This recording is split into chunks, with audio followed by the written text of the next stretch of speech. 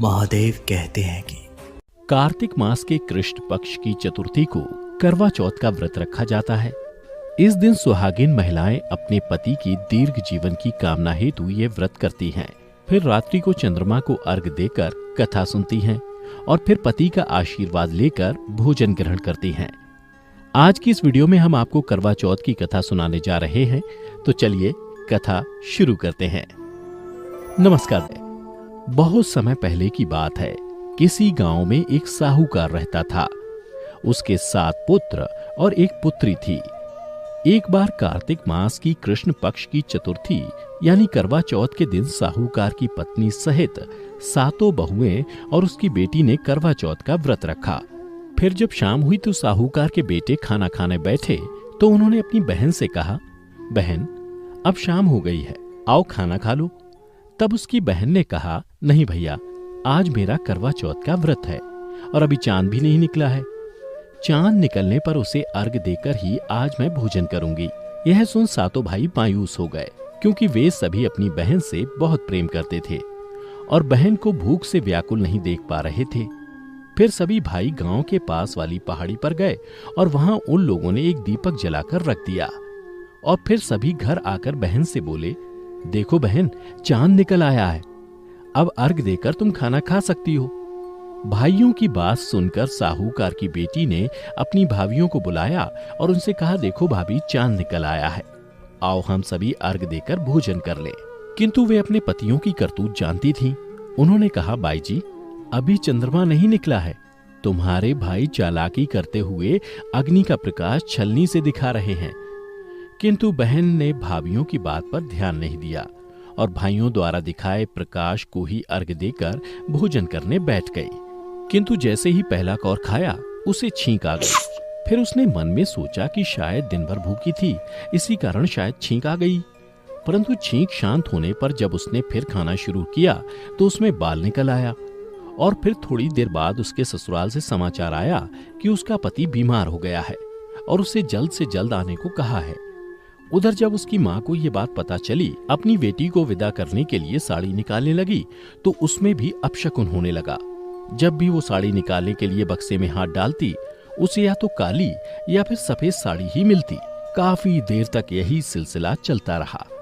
फिर साहूकार की बेटी माँ से बोली, माँ, यह सब रहने दो, मेरे पास समय नहीं है, मैं ऐसे ही जा रही हूँ। फिर वह अपने ससुराल के लिए चल पड़ी। तब उसकी माँ ने कहा, बेटी, रास्ते में जो कोई भी मिले उसे प्रणाम करती जाना। बेटी बोली, ठीक है माँ, और वह अपने ससुराल चल दी। रास्ते में उसे जो भी मिलता वो उसे प्रणाम करती और आगे बढ़ जाती। और फिर जब वह ससुराल पहुंची तो उसे दरवाजे पर उसकी छोटी ननद मिली। साहूकार की बेटी ने उसके भी पांव छुए।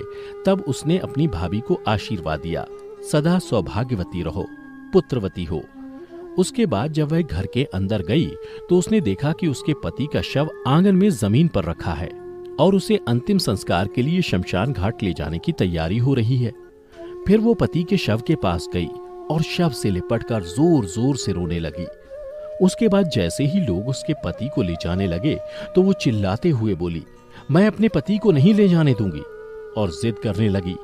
किंतु गांव वाले जब नहीं माने तो साहूकार की बेटी उन लोगों से बोली, मैं भी इनके साथ शमशान चलूंगी, और फिर साथ साथ शमशान चली गई। शमशान घाट पहुंचने पर जब उसके पति के अंतिम संस्कार का समय आया और उसे चिता पर लिटाया जाने लगा तो वो बोली, मैं अपने पति को जलाने नहीं दूंगी। यह सुनकर शमशान घाट में मौजूद लोगों ने उसे काफी समझाया, लेकिन वो अपनी जिद पर अड़ी रही।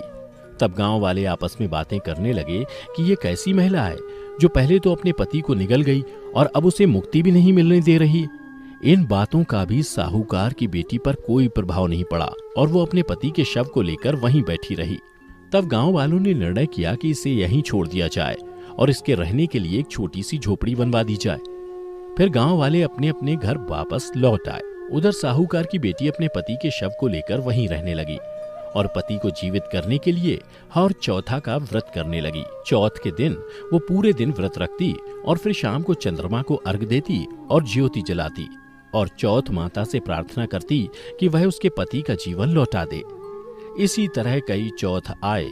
उसने हर चौथ के दिन व्रत रखा और फिर चांद को अर्घ दिया और अंत में जब कार्तिक महीने का चौथ यानी करवा चौथ आया तो उसने अपनी ननद से कहा, बाईसा, कल जब तुम यहाँ आओगी तो मेरे लिए 16 श्रृंगार और सुहाग का भी सभी सामान लेती आना। उधर ननद जब घर पहुंची और उसने ये बात अपनी माँ को बताई तो उसने पहले तो सोचा कि उसकी बहू पागल हो गई है। फिर उसने अपनी बेटी से कहा, तुम्हारी भाभी ने जो कुछ मंगवाया है उसे कल दे आना। फिर साहूकार की बेटी ने अगले दिन करवा चौथ का व्रत रखा और खुद 16 श्रृंगार और सुहाग के सभी सामान पहनकर सज संवर गई और शाम को चांद निकलने पर अर्घ दिया। चौथ माता की ज्योत करे और चौथ माता प्रकट हुई और बोली, करवो करवोले, भाइयों की प्यारी करवोले, दिन में चांद उगाने वाली करवोले। यह सुन उसने उनके पैर पकड़ लिए और बोली, माता, मेरा सुहाग वापस करो। यह सुन देवी ने कहा, बहनों की प्यारी, तुझे सुहाग से क्या लेना देना, तुझे सुहाग से ज्यादा भोजन प्यारा है। यह सुनकर साहूकार की बेटी बोली, माता, मुझसे भूल हो गई, मुझे क्षमा कर दो। तब माता ने कहा, बेटी मेरा पांव छोड़ दो, अब मेरे जाने का समय हो गया है। यह सुन साहूकार की बेटी बोली, नहीं माता, जब तक आप मुझे मेरा सुहाग वापस नहीं करेंगी तब तक मैं आपका पांव छोड़ने वाली नहीं हूं।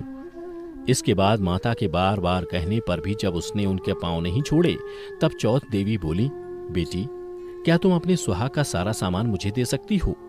तो साहूकार की बेटी ने कहा, माता, मैं सुहाग का सामान क्या, मैं तो अपने पति के लिए अपनी जान भी दे सकती हूँ। उसके बाद उसने सुहाग के सारे सामान माता को दे दिए।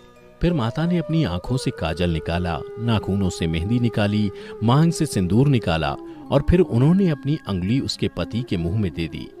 थोड़ी देर बाद उसका पति जीवित हो गया। यह देख साहूकार की बेटी खुशी से झूम उठी और उसने माता को साष्टांग प्रणाम किया।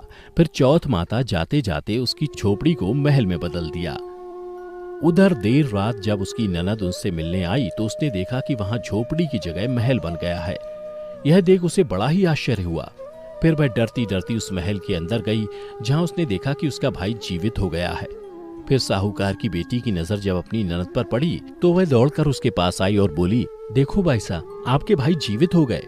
देखो देखो बाईसा, आपके भाई जीवित हो गए हैं। फिर दोनों गले मिले और रोने लगे।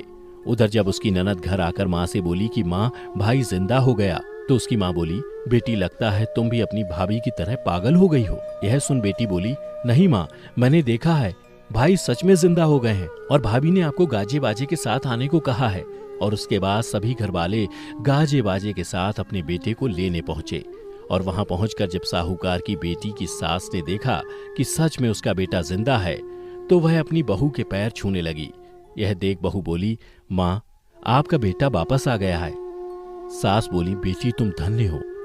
मैंने तो साल भर पहले ही अपने बेटे को मरा हुआ समझ लिया था, किंतु तुम्हारी तपस्या के कारण वो साल भर बाद फिर से जिंदा हो पाया है। तो करवा चौथ की कथा दोस्तों आज यहीं समाप्त होती है, किंतु गेहूं की 13 दाने दाएं हाथ में लेकर ही यह कथा सुने और कथा सुनने के बाद अपने सासू जी के चरण स्पर्श करें और करवा उन्हें दे दें। पानी का लोटा और गेहूं के दाने अलग रख लें।